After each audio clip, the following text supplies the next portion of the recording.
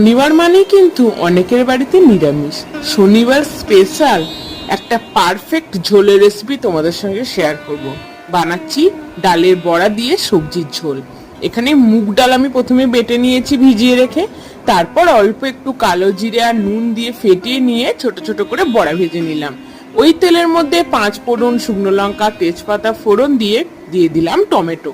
তারপর অল্প একটু নুন দিয়ে নাড়াচাড়া করে নিলাম।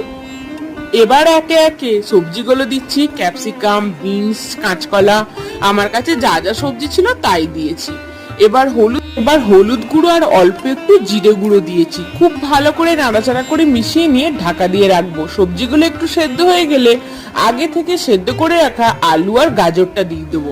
সবকিছু খুব ভালো করে মিশিয়ে নিয়ে কাঁচা লঙ্কা দিয়ে পরিমাণ মতো জল দিয়ে দিয়েছি। যতটা ঝোল লাগবে ততটা জল দিও। এবার পরিমাণ মতো নুন দিয়ে ঝোলটা ফুটতে দেবো।